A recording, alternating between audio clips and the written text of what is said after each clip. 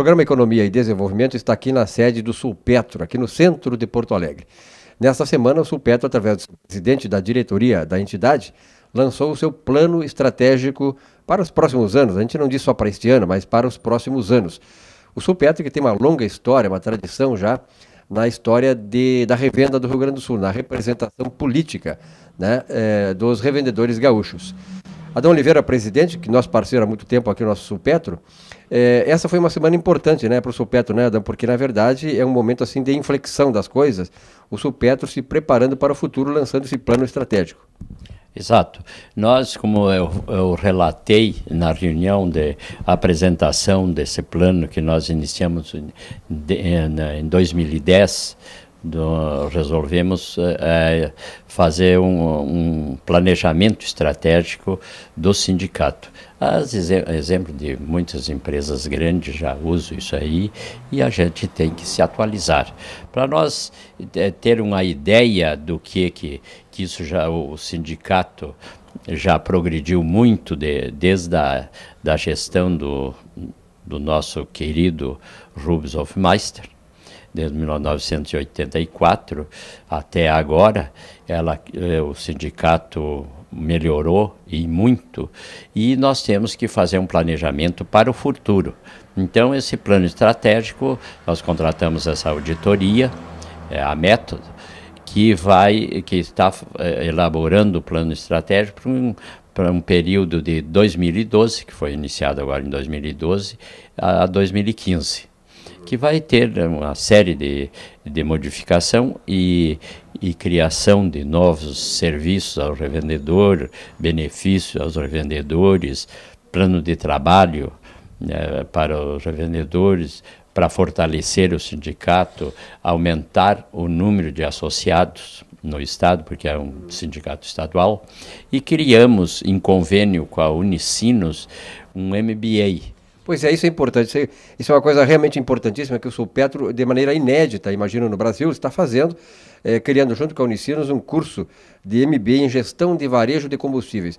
É uma coisa inédita que também prova, né, Adão, esse ineditismo, essa política avançada, essa visão futurista da diretoria do Sulpetro, comandada por ti atualmente.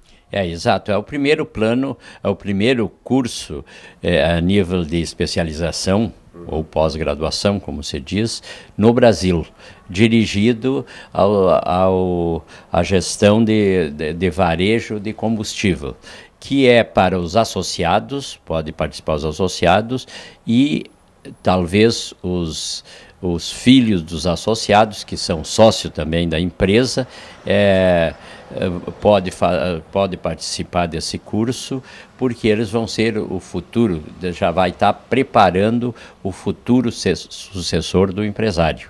Pois é, eu quero dizer o seguinte, né, Adão, inclusive essa parceria do Sulpetro com a Unicinos para esse pós-graduação MBA em gestão de varejo de combustíveis será feito aqui em Porto Alegre, lá na Unicinos CIEE, na Avenida Dom Pedro II, número 861, onde foi lançado essa semana. Eu, casualmente, não conhecia, viu, Adão, esta sede do CIEE. Realmente uma sede espetacular, né?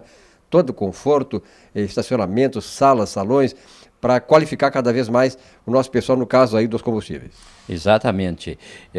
Vai funcionar aqui, não vai ter problemas do revendedor daqui ter que se deslocar para a Unicino, porque esse deslocamento de Porto Alegre para Unicino e no retorno também por a BR-116 está sendo difícil. Eu fiz meus cursos na Unicinos, Adão, e ainda era uma época que não era tão quanto hoje, né? Tantos automóveis e caminhões e tal, tão densamente povoada como é a BR-116, apesar das alternativas que vamos ter aí.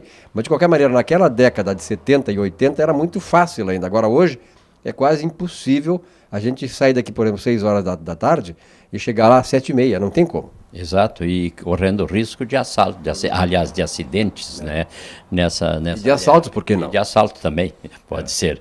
Então, vai facilitar a frequência que há aqui em Porto Alegre. Mas não impede que do interior também, porque é de 15 em 15 dias, na sexta-feira à noite e sábado pela manhã. Então isso facilita também para o revendedor do interior e os interessados, porque também pode participar a gente de fora, vir 15 dias por semana participar desse curso, que tem uma duração de 18 meses. Perfeito. 420 horas.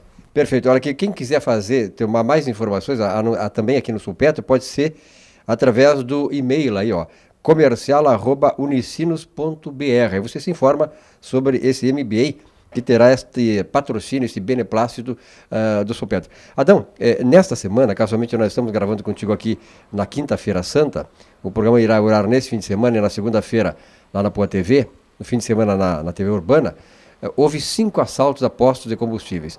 Quer dizer, é um problema, eu sei que vocês têm, junto com a Secretaria de Segurança, com a Brigada Militar, trabalhado muito em relação a uma medida preventiva para evitar isso. Mas está difícil, né? Exatamente. Nós tivemos ontem uma audiência com o secretário de Segurança Pública, levando ao conhecimento dele, ele já está atento a isso aí, porque o contato com o comando da Brigada Militar, nós temos agora, ultimamente, mantendo diariamente e fornecendo todos os dados dos assaltos, tipo de assalto, como é que ocorreu, qual a condução usada, o armamento, quantos elementos, o horário, tudo para que a brigada tenha condições de fazer o trabalho preventivo, que é o interessante, e o repressivo posterior a esses acontecimentos. E o secretário também tomou conhecimento, já estava atento a esse acontecimento, mas com mais dados que nós levamos a ele, ele disse que pediu 15 dias para ele estudar tudo isso aí, ver com os órgãos comandado por ele, que é a Brigada Militar e a Polícia Civil, para ver se nós montamos um plano de ação com esses órgãos, que nós também temos que ter uma parceria, ser parceiro nisso aí, para facilitar a brigada e a polícia trabalharem em prol dessa repressão a esses miliantes. Tá bom, obrigado Adão Oliveira, que é presidente do Sulpetro. Sucesso cada vez mais no nosso Sulpetro, né, Adão? E a gente sabe que esse segmento é um segmento que cresce muito e, sobretudo, em importância na comunidade rio-grandense. Exatamente, porque isso traz se não tiver a segurança e do jeito que está ocorrendo, essa noite aconteceu mais 5 assaltos. Isso cria uma insegurança para os empregados, para o empregador e até para o consumidor que por ali transita nesse horário. Um grande abraço. Igualmente, obrigado, e aqui estamos às ordens. Parabéns ao presidente Adão Oliveira, presidente do Sulpetro. Sulpetro que, aliás, nesta semana lançou o seu planejamento estratégico de agora até até o ano de 2015. O Sulpetro que tem uma importância já muito forte no mercado, está cada vez mais se inserindo. E o mais importante é agora com esse esquema dessa escola, junto com a Unicinos, de um curso de MBA para o pessoal que trabalha na área de combustíveis, o primeiro no Brasil, o Sulpetro se alinha aí também numa situação muito mais importante, de maior importância para a sociedade, não só gaúcha, como brasileira, vai servir de exemplo, isso sem dúvida alguma, para outros, a exemplo do Sulpetro, que existem, porém, em todos os estados brasileiros e, sobretudo, em São Paulo, com a Fé Combustíveis. Parabéns, Adão, e a diretoria do Sulpetro. Celulose rio-grandense, há 40 anos, contribuindo para o crescimento do estado do Rio Grande do Sul. No oferecimento de celulose rio-grandense, vamos ouvir o comentário do ex-governador Germano Rigotto. Aliás, o ex-governador Germano Rigotto, que nos fala hoje ainda sobre a questão envolvendo a distribuição dos royalties do petróleo por todos os estados brasileiros, que é o que ele defende. Vem aí, ex-governador Germano Rigotto.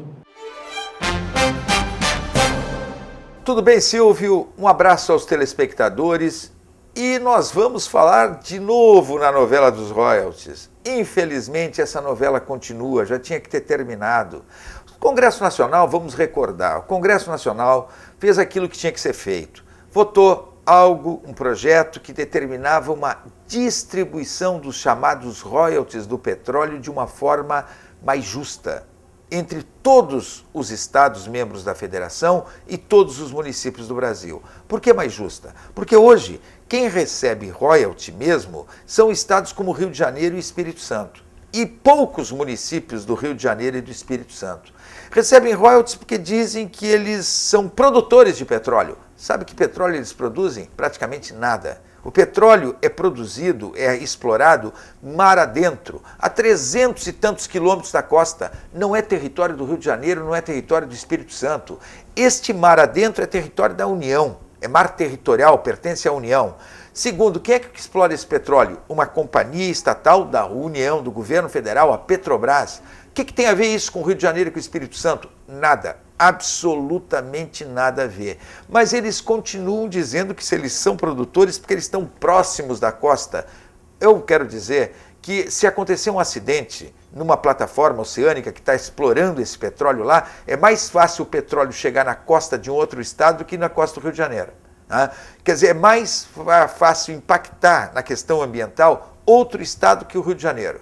Mas, infelizmente, continuo na grande imprensa do Rio de Janeiro ouvindo falar que são estados produtores. Repito, eles não são produtores. E não sendo produtores, o royalty tem que ser distribuído pelo Brasil inteiro, como decidiu o Congresso Nacional. A presidente vetou, indo principalmente na história de que poderia haver quebra de contratos. Não existe quebra de contratos. O contrato é entre o governo brasileiro e uma petroleira. A petroleira não tem nada que ver se o royalty vai para o Rio, se vai para o Espírito Santo, se vem para o Rio Grande do Sul, vai para o Paraná. A petroleira não tem absolutamente nada a ver com isso, não tem rompimento de contrato. Então, a presidente vetou. O que fez o Congresso Nacional? Derrubou o veto da presidente, manteve a decisão anterior. E agora, o Rio de Janeiro e o Espírito Santo buscam o Supremo Tribunal Federal. Há uma liminar que diz que, por enquanto não se decidiu o mérito, enquanto todos os ministros do Supremo não deliberarem sobre o mérito, sobre o conteúdo